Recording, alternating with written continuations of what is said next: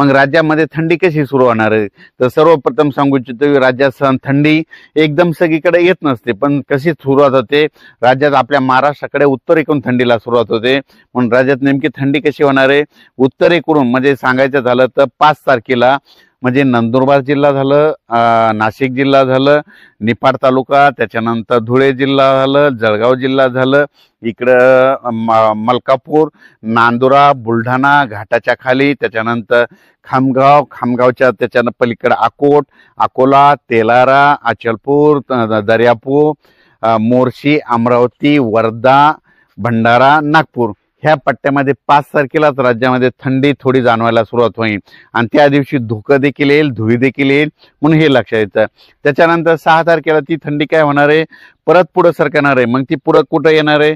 मग इकडून सुरुवात करू आपण संगमनेर तालुका, आंबेगाव तालुका, जुन्नर, त्याच्यानंतर अहिल्यानगर, संभाजीनगर, त्याच्यानंतर बीड जिल्हा, त्याच्यानंतर परभणी जिल्हा, त्याच्यानंतर जालना जिल्हा, त्याच्यानंतर हिंगोली, वाशिम आणि यवतमाळ 6 तारखेला ह्या पट्ट्यामध्ये थंडी जाणवणार।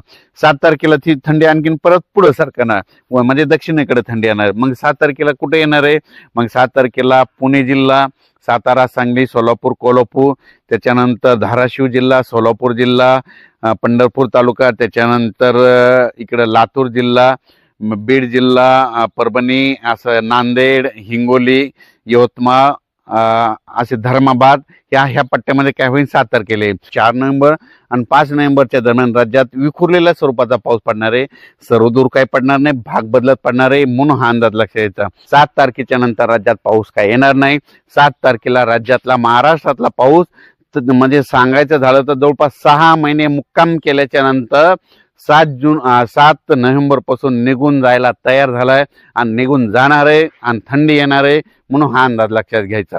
राज्यातल्या पुन्हा बऱ्याच शेतकऱ्याचे मला मेसेज आले की आता ह्या 7 तारखेच्या नंतर तुम्ही म्हणता थंडी येणार, मग त्याच्यानंतर पाऊस येईल का?